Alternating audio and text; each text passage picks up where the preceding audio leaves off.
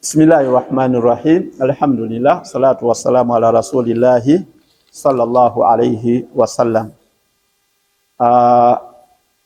Nabi sallallahu alayhi wasallam yatukoba mku hadisi ya Thuban marfu'a, ani Thuban marfu'a, ayuma mura'at sa'alat zawjiha talaq min ghairi ma ba'sa faharamun alayha raihatul janna, rawahul hamsa ila an-Nasa'i. Nabi sallallahu alayhi wasallam mu hadisi eno, hadisi yogera sahaba Thuban nga agitolera ilala ku nabbi, nga nabbi yakoba nti ayyuma mura'a, omukyala yena sa'alat zawjaha, asaba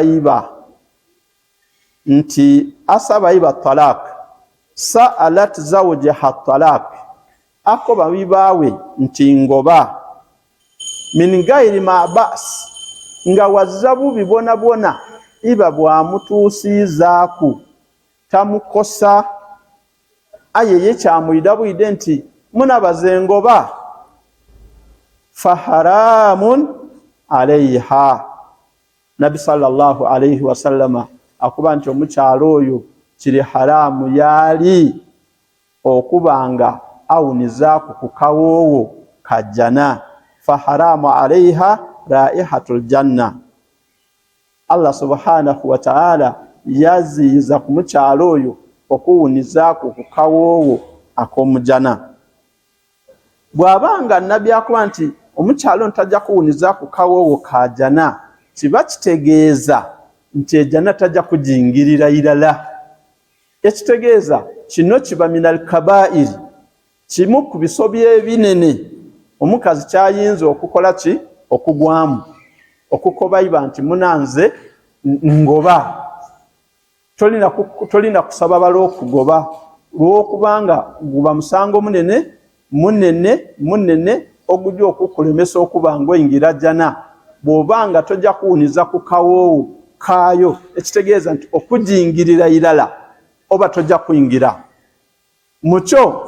Nkwewazisa omukyala yenayina anaawulira vidiyo eno okusaagira ku musaada oti nze oba ngoba waire nga oli kukyogera mu kusaaga, oba baba gundi osobola okungoba n'akukoba nti nkugobye, talaka eba ekoze eki, eba engire. Ayedukira niwe oba ogisabye, niwe omusaagiza nti oba baba gundi osobola okungoba, yena yakukoba nti nkugobye.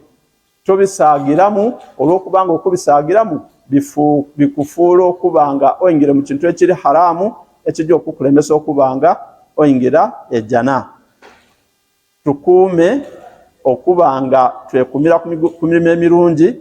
Mu mirimu emirungi ibaada enungi mulimu n'ibaada ey'obufumbo, ate nga ibaada ddona omulimo gwado kutulungamya kuyingira jjana.